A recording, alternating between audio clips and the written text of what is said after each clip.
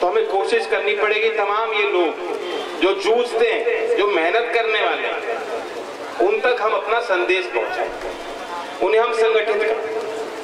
नाम दिया गया है एकता यात्रा, और आप भी जानते हैं पुराने लोग बैठे हैं, चौधरी चरण सिंह जी के समय वे भी गांव से निकल के आए, उनके पीछे कोई बड़ा सामर्थ्य नहीं था, संसाधन नहीं थे, मंच भी उन्होंने बनाया, आपने बनाया, राजनीतिक पहचान भी आपने बनाई। उस सब के पीछे एक छोटा सा रहस्य था कि उस समय की जो भी वंदनाएं थी लोगों के मन में, जो लोगों को लगता था कि हमें पूछने वाला नहीं है, उन लोगों को संगठित करने का काम किया। स्वतंत्रता संग्राम में उन्हें मंच मिला, उन्होंने संघर्ष किया, अपनी पहचान बनाई, और फिर देश भर में कांग्रेस पार्टी थी, उसके अलावा कोई दल था नहीं। देश आजाद हो चुका था, राष्ट्र निर्माण कार्य में लोग अपना योगदान कर रहे थे। उस समय चाहे वो उत्तर प्रदेश में हो, हमारी विधानसभा में, चाहे बहुत देर बाद जब वो केंद्र स्तर पे आए और उन्होंने जिम्मेदारियों को संभाला, जो उनकी कार्यकुशलता थी, जो उनकी सोच थी, जो विचारधारा थी, जिस ढंग से उन्होंने काम किया, जिस ढंग से लोगों को जोड़ा,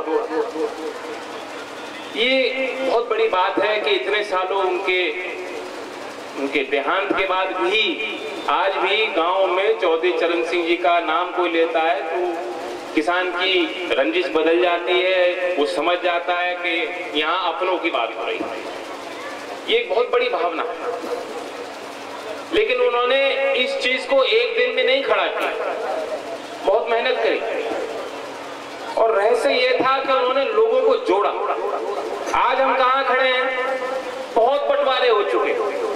मैं भी बात कर रहा था, अध्यक्ष जी के साथ बैठा था, चर्चा चल रही थी, और मंच पे से चाहे वो नारायण सिंह जी हो, चाहे डॉक्टर साहब हो, उन्होंने फतेहपुर सीकरी के लिए भी आपके लिए प्यार में उल्हाने दे दिए।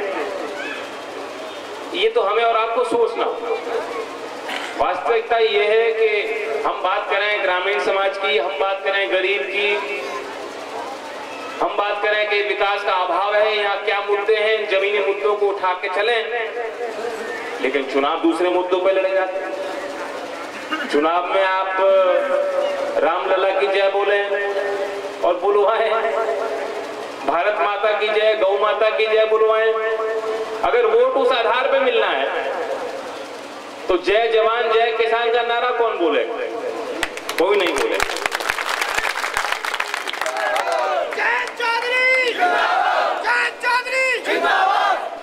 और जो लोग ये सोचते हैं, जिनके हाथ में आज सत्ता है, और हमें मानना पड़ेगा, स्वीकारना पड़ेगा कि आज हम और आप कमजोर हैं और सत्ता और लोगों के हाथ में। लेकिन अगर वो अहंकार में ये सोचते हो कि देश का किसान इतना कमजोर है, या वो गांव का सीधा साधा आदमी क्योंकि वो ईमानदार है, क्योंकि सीधी बोली का है, कि वो पिछड़ा है या वो गवार है, या अपने हित को नहीं पहचानता हो, इसमें तनिक भी सच्चाई नहीं हो सकती। मैंने देखा है, आप देखते हो, बहुत टैलेंट है हमारे लोगों में, खून में है, जज्बा है देश के लिए। आज कौन सीमा पे तैनात है लोग? बहुत लोग राजनीति कर रहे हैं, लेकिन खून कौन बहा रहा है? कौन है? आप लोग हो, हमारे भाई हैं, मेरे भाई हैं, आपके बच्चे। चौधरी चरण सिंह जी के परिवार के मेरे भाई हैं जो एयरफोर्स में रहे, रिटायर हो गए, और बड़े राजनीतिक परिवार में आप सोचोगे नहीं कि कोई पोता आर्म फोर्सेस में जाएगा, नहीं। जितने बड़े घराने हैं उनके घर में कोई परिवार में कोई नहीं है जो आर्मी में है। इनके आंसू नहीं बहते। आज देखिए कितना बड़ा जश्न हो रहा है, बहुत लोगों को आनंद आ रहा है। ये जश्न मनाने का समय नहीं है। ये ठीक है, जो सरकार होती है वो श्रेय लेती है, इसमें भी बहुत कमी हो रही है। जो राजनीतिक चर्चाएं हो रही हैं या जो बयानबाजी हो रही है, उसे मैं सही नहीं ठहराता। पूरे पूरा देश एक है, आतंकवाद से जूझने के लिए एक है, सीमा पे जो खतरे हैं उनसे निपटने के लिए एक है, हम आर्मी के साथ एक हैं। बताओ हो कि नहीं हो? और कोई भी अगर ये कहे कि नहीं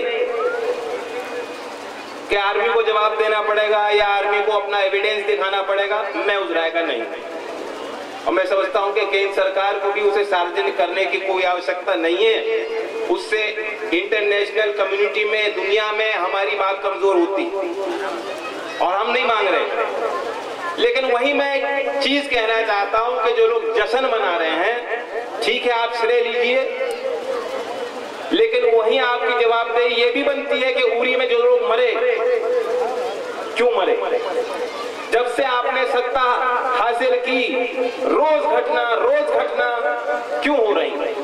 क्योंकि आपने तनाव पैदा किया।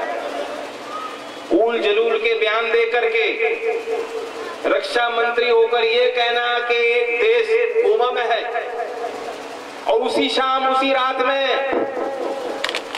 कैंप पे आक्रमण होता है और हमारे पड़ोस के जिले का एक शहीद हो जाता है, नितिन यादव नाम था उनका। ये क्यों? तो जवाब कौन देगा? खून खून होता है, खून हमारा बह रहा है, ये दुख का विषय है। तनाव देश में हो, तनाव सीमा पे हो, कुछ लोग छाती ठोक रहे हैं, ये उचित नहीं है। और एक स्वर में देश को आज इस समय पे एक स्वर में आपको कहना चाहिए कि बस बहुत हो गया, इस पे किसी का स्वागत ना हो। हम चाहते हैं शांति हो, हम चाहते हैं हमारे जवान वहां सुरक्षित रहें, हम चाहते हैं देश में जो पैसा आज लुट रहा है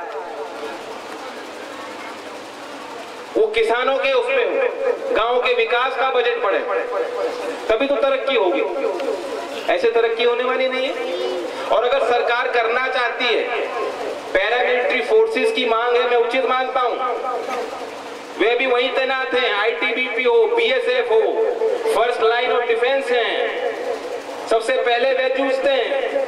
आप उनको, उनकी शहादत को सरकार मानती नहीं है।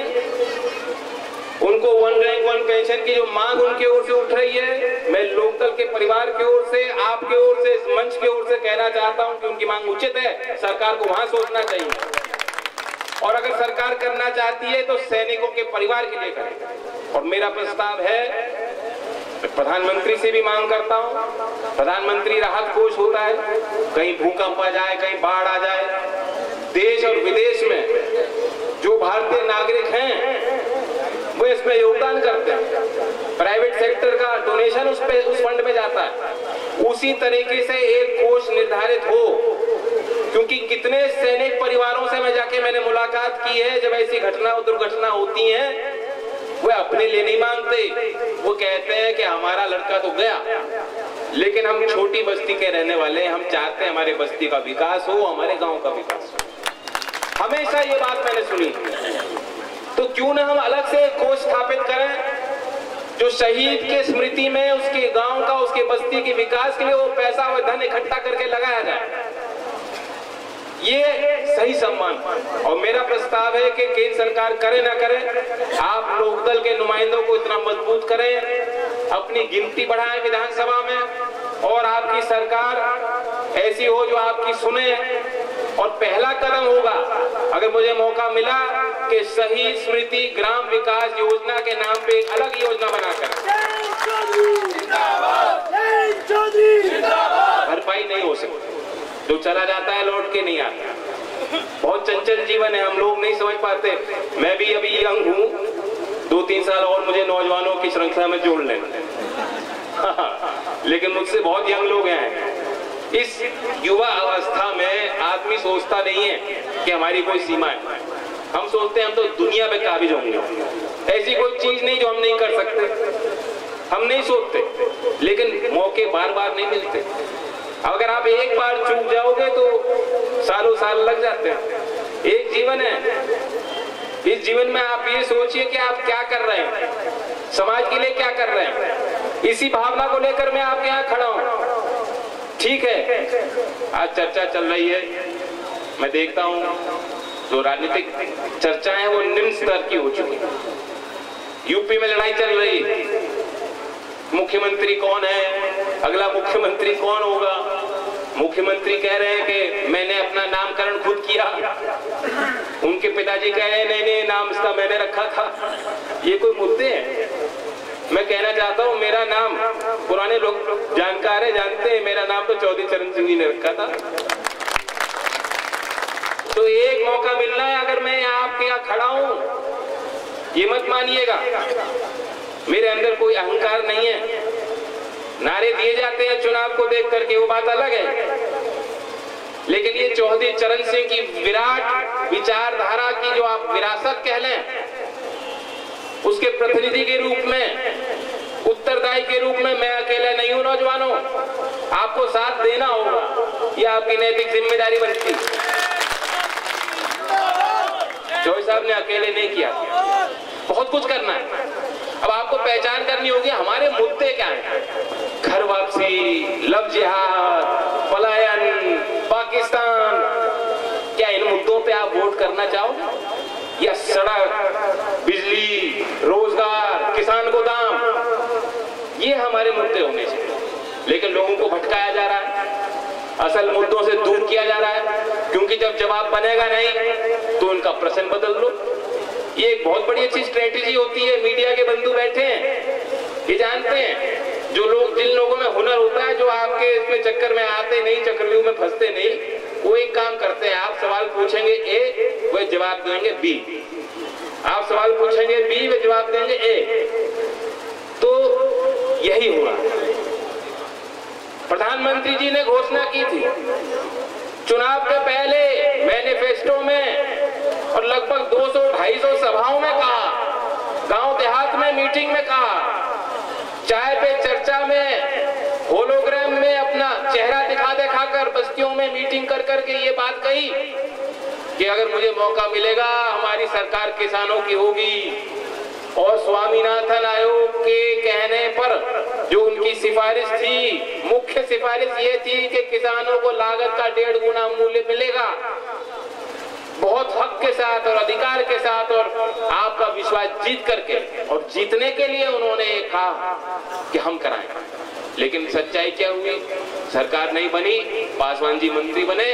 पहला काम उन्होंने कर दिया कि राज्यों को चिट्ठी लिखी, बिहार के मुख्यमंत्री को चिट्ठी लिखी, उत्तर प्रदेश के विभागों को लिखी, और ये कह दिया कि आप किसान को बोनस ना दें।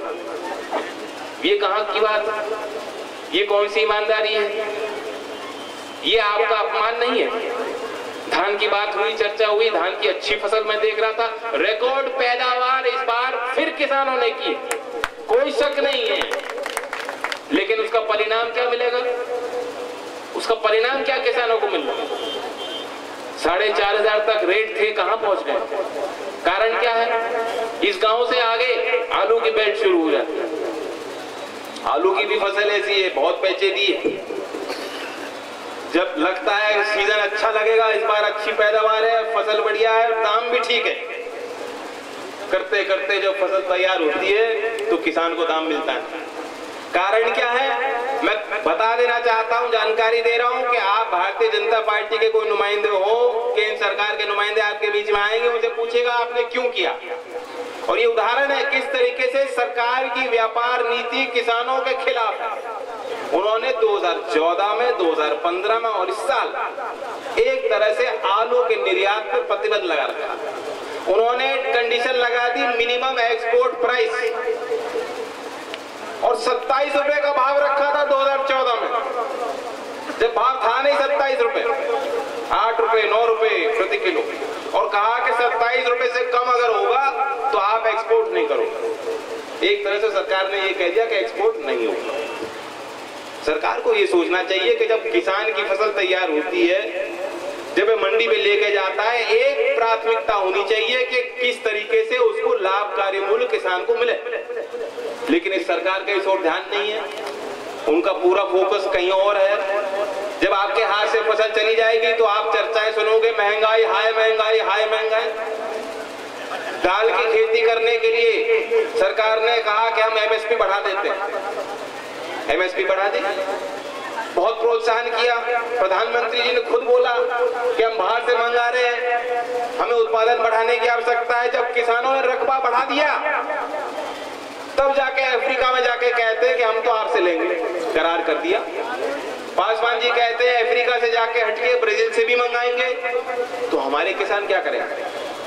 और मूंग की जब फसल आई, एमएसपी से नीचे भाव हो चुका है, सरकार खरीद नहीं रही। जब एमएसपी का मतलब है मिनिमम सपोर्ट प्राइस, एमएसपी से नीचे अगर मार्केट में भाव चला जाए तो सरकार की नैतिक जिम्मेदारी बनती है, किसान के प्रति जिम्मेदारी बनती है कि वो खरीदे, सपोर्ट करे उस प्राइस को, लेकिन सपोर्ट नहीं करे। एमएसपी सिर्फ घोषणा के लिए होती है। तो ये बहुत मुद्दे हैं। शिक्षा का स्तर, मैं एक नौजवान हूं, मैं समझता हूं कि एक बड़ा मुद्दा उत्तर प्रदेश के चुनाव में होना चाहिए। प्राथमिक स्तर से लेकर के उच्च शिक्षा में कोई कारण नहीं है। आगरा हमारा विश्वविद्यालय, उसमें बहुत समस्याएं हैं, उससे संबंधित तमाम कॉलेजों की समस्याएं, सीट नहीं बढ़ती, समय पे इम्तिहान होना, समय पे मार्कशीट मिलना, फैकल्टी को तनख्वाह मिलना, अच्छी फैकल्टी को रखना, ये सब नहीं हो रहा। बहुत शिकायतें मिलती। और मेरा प्रस्ताव ये है, और इसमें राज्य सरकार को सोचना चाहिए, केंद्र सरकार को सोचना चाहिए कि जो हमारे ऐसी संस्थानें हैं जिनका लंबा इतिहास है, चौधरी चरण सिंह जी का रिश्ता है आगरा यूनिवर्सिटी से, लोग जानते हैं, अहमियत है इस क्षेत्र की, बहुत बड़ी हमारे लिए बहुत बड़ा संसाधन है, बहुत पीढ़ी दर पीढ़ी लड़के वहां तैयार हुए हैं। सोचना चाहिए सरकार को कि आज ये राज्य स्तर की यूनिवर्सिटी क्यों है, क्या केंद्र स्तर की विश्वविद्यालय का दर्जा आगरा यूनिवर्सिटी को मिलना चाहिए कि नहीं मिलना चाहिए? मिलना चाहिए। तो ये मुद्दा है, ये हमारे लिए मुद्दा है। अखिलेश जी ने कहा था आगरा में मेट्रो चलेगी, दौड़ेगी मेट्रो, और कानपुर में करेंगे डीपीआर। और इस सरकार की एक उपलब्धि है, मैंने बहुत होर्डिंग देखी हैं, पूरे हुए वादे अब नए इरादे। ये नारा देते हैं और ऊपर लिख देते हैं, फोटो चित्र लगा देते हैं लखनऊ के मेट्रो। तो 4.5 साल में 4.5 किलोमीटर की मेट्रो, यही उपलब्धि सरकार की है, इसके अलावा बोलने को कुछ नहीं। आगरा में मेट्रो का आपने वादा किया, आगरा में एयरपोर्ट पे आपने राजनीति की थी। दोनों ही केंद्र की सरकार और राज्य की सरकार एयरपोर्ट के लिए आपको जमीन नहीं मिल रही। ये सब क्या है? ये सब क्यों है? ये क्या भेदभाव नहीं? चुनाव के पहले कुछ और होता था, अब चुनाव बाद अखिलेश जी आते हैं आगरा में, वकील उनसे मिलने जाते हैं कि हमें पश्चिम में हमें बेंच मिलनी चाहिए, वो मिलते नहीं, उनसे कहते नहीं हमारा मुद्दा नहीं, और साफ मने कर दी कि नहीं बनेगी, हमारे रहते नहीं बनेगी। उन्हें बहुत डर लगता है, डर सता रहा है कि बंटवारा बंटवारा बंटवारा घर में नहीं है, राज्य पुनर्गठन का मुद्दा है। तेलंगाना बन गया, उत्तराखंड बन गया, और पहले मुझे याद है जब उत्तराखंड बन रहा था, आपको भी पता है, हरिद्वार प्लेन एरिया के लोग कहते थे कि नहीं नहीं हम नहीं जाना चाहते, हम यूपी में रहेंगे। और आज आप उत्तराखंड से लगे हुए क्षेत्र आप पूछ लीजिए, जो आज यूपी की सीमा के जिले हैं, चाहे सहारनपुर हो, शामली हो, मुजफ्फरनगर हो, मेरठ तक पूछें तो कहेंगे नहीं नहीं किसी तरह में उत्तराखंड में जोड़ लीजिए, यूपी में कुछ नहीं हो रहा।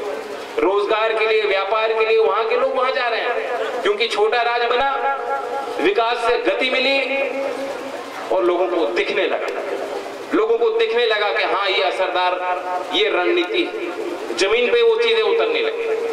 तो इसलिए मेरा मानना है कि हरित प्रदेश की जब बात करते हैं, पूर्वांचल की बात करते हैं, बुंदेलखंड की बात करते हैं, ये व्यवहारिक बात है, और आज नहीं तो कल होना। और सरकार या कुछ राजनीतिक पार्टियां अपने राजनीति को चलते इसका विरोध आज कर रही हैं, लेकिन ये आपको सोचना चाहिए, इनकी तकदीर का फैसला आपके हाथ में है। आप तय करते हो किसको बढ़ाना है, किन विचारों को बढ़ाना है, किस पार्टी को आगे बढ़ाना है, किस एजेंडा को आगे ले जाना है। तो फैसला आपको करना है कि हमारा एजेंडा क्या है। लव जिहाद हमारा एजेंडा है क्या? ये मुद्दे हमारे। किसान के लिए केंद्र सरकार भी योजना लाई, क्योंकि इस क्षेत्र में बहुत बड़ा एक प्रभाव था। जब ओले पड़े थे, मैंने कोशिश की कई गांवों में, मथुरा में, सादाबाद में, आगरा में, कई जिलों की जो रिपोर्ट मैंने मंगाई, किसानों से मुलाकात की, उनकी फसल को भी देखा। उसमें बहुत बड़े आश्वासन किए गए थे कि आपको मिलेगा, भरपाई होगी, लेकिन चेक कहीं बटे नहीं। मुझे याद है फतेहपुर सीकरी में एक सभा थी, लोगों ने हाथ उठा के किया कि हमारे यहाँ कोई पटवारी नहीं आया, हमें कोई चेक नहीं मिला, कोई पैसा नहीं मिला। उसके पिछले साल सूखे पड़े, सूखा हुआ, सूखा राहत के नाम पे भी बहुत पैसा बटाया गया, खूब लूटमार हुई, लेकिन वो जमीन तक, किसानों तक वह राहत का जो फंड था, जो पैसा था, नहीं। सरकार को सोचना चाहिए। पेंशन की योजना, समाजवादी पेंशन, 2 साल यूपी में पेंशन बंद रही, 2012 से 2014, और 2014 में लॉन्च की गई नई योजना और कहा गया कि समाजवादी पेंशन योजना है, बहुत लाभ मिलेगा। शुरुआत की 2500 करोड़ से, फिर कहा कि 5000 करोड़। लेकिन पूछना चाहता हूं, क्या पेंशन मिल रही है? तो सरकार का इस ओर ध्यान नहीं है। राज्य स्तर पे जो बजट पेश होता है, पिछले 2-3 सालों से मैं देख रहा हूं, विभाग अपने प्रस्ताव देते हैं और पूर्व का हिसाब देते हैं, लेखा जोखा प्रस्तुत करते हैं, वहां चर्चाएं होती हैं। कई ऐसे विभाग हैं जिनको बजट जो दिया गया था वह खर्च नहीं कर पाए और उसका कोई जवाब नहीं, किसी की उन चीजों पर नजर नहीं है और दावे लंबे लंबे होते हैं। प्रधानमंत्री जी हो चाहे मुख्यमंत्री हो, प्रधानमंत्री लाल किले से कहते हैं कि हमने 99.99% गन्ने के किसानों का भुगतान कर दिया, जबकि ऐसा नहीं। प्रधानमंत्री कहते हैं कि हाथरस में नगला फाटेला गांव हमने उसका विद्युतीकरण कर दिया, जबकि ऐसा नहीं। विद्युतीकरण की और तस्वीर, उत्तर प्रदेश का दावा यह है कि 99.99% पंचायतों का विद्युतीकरण, गांवों का विद्युतीकरण हो चुका, 99.99% गांवों का विद्युतीकरण हो चुका है। यानी अब तो कोई अभाव है ही नहीं, कोई काम बचा ही नहीं है, कोई गांव बचा नहीं है। लेकिन वही यूपी सरकार का यह आंकड़ा है जो कहती है, स्वीकारती है सरकार के 77% घरों के पास कोई बिजली नहीं पहुंची। 77% घर जो हैं आज अंधकार में हैं, अंधकार में जीवन काट रहे हैं। क्या बच्चे पढ़ेंगे, कैसे करेंगे, प्रतिस्पर्धा में उस रेस में कैसे आगे जाएंगे? और सरकार दावा करती है कि हमने गांव का विद्युतीकरण कर दिया। घरों का विद्युतीकरण हुआ नहीं, गांव का विद्युतीकरण हो चुका है। ये कहां के आंकड़े हैं? ये कैसे आंकड़े हैं? ये क्या लीपापोती है? आप टॉयलेट की बात करें, स्वच्छता की बात करें, सरकार दावा करती है केंद्र की कि निर्मल भारत में, स्वच्छता अभियान में सब जोड़ जाड़ के हमारे उत्तर प्रदेश में हमने 1.5 करोड़ घरों में टॉयलेट बनाए। और यूपी की सरकार का एक आंकड़ा है, कहते हैं कि 55 लाख घरों पे टॉयलेट है। यानी वो जो 3 गुने टॉयलेट बनाए वो कहां गए? तो यही हो रहा है, फाइल तैयार होती है, फाइल पे दस्तखत होता है, प्रस्ताव, डीपीआर, टेंडर, पैसा स्वीकृत, पैसा खर्च और सब पैसा हजम, वो आपका पहुंच रहा। और इस सब पे किसी की नजर नहीं है, कोई टोकने वाला नहीं, कोई रोकने वाला नहीं। जब शिवपाल जी कह रहे हैं कि सरकारी कार्यालयों में, थानों में दलाली है, लूट है, जब मुलायम सिंह जी कहते हैं कि हमारे मंत्री भ्रष्ट हैं, 50% यूपी में मंत्री भ्रष्ट, ये मैं नहीं कह रहा, ये मुलायम सिंह जी का बयान है। और उनके बेटे पे जो है, जो पुत्र है, जो मुख्यमंत्री, उन पे आधे से ज्यादा मंत्रालय, तो 50% मतलब 5-6% तो आप ही कर रहे होगे। लेकिन समझ में नहीं आता। याद करो चौधरी चरण सिंह जी की वो कड़क नजर, जो उनकी ईमानदारी, उनका प्रशासन, शासन कैसा था? वो अपनों के लिए बहुत कमजोर थे, आपके दुख को देख के रो पड़ते थे, अपने गांव के अनुभवों की बात करते करते रो पड़ते थे, भावनात्मक हो जाते थे। लेकिन वही आदमी इतना कठोर भी हो सकता था, जिसने गलती की हो उसके लिए कड़क अंदाज से वो अपने काम भी कर सकते थे। कोई उनसे समझौता नहीं किया। मैं कहना चाहता हूं, जिस दिन यूपी में भ्रष्टाचारियों के लिए, दंगाइयों के लिए, अपराधियों के लिए 0 टॉलरेंस पॉलिसी आ जाएगी, उस दिन आप देखेंगे यहाँ कारखाने भी लगेंगे, यहाँ का विकास भी होगा, यहाँ का रोजगार भी आपको मिलेगा, आपका पैसा आपके नाम पे जो बढ़ता है वह आपके खातों में नहीं पहुंच रहा है।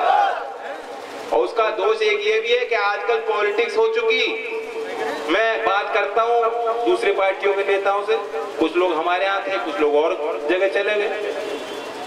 मैं कहता हूँ भाई आ जाओ लोकदल में, कहते साहब हमारा मन तो करता है, आप ही उठा रहे हो मुद्दे, लेकिन क्या करें साहब, इन्वेस्टमेंट बहुत हो चुका हमारा। मैं कहूँ ये इन्वेस्टमेंट क्या है, तो पता लगता है किसी को ठेका चाहिए था, क्या वो कहते हैं हमने होर्डिंग इतनी लगा दी, हम लग रहा था टिकट मिलेगा, ये हमने ऊपर जाके बहन जी को देना था तभी आशीर्वाद मिलता, 5 लाख रुपए मिलने के और 3-4 करोड़ टिकट के, अब ये तो दे चुके साहब, कैसे जुड़े। तो ये जो इन्वेस्टमेंट करने वाले हैं इनको तो जानते हो कौन कौन है, पहचान है कि नहीं है, पहचान आपको है कि नहीं है, इतनी तो जानकारी आप रखते हो। वो पहला जमाना था जब खबर नहीं मिलती थी, अब तो खबर आग की तरह फैलती है, मोबाइल में चाहे सच्ची हो चाहे झूठी हो, लेकिन मिल जाती है सब लोगों को, तो पूरी खबर आप रखते हो। मैं पूछना चाहता हूं, ऐसे इन्वेस्टमेंट करने वालों को इलाज करना चाहते हो कि नहीं चाहते?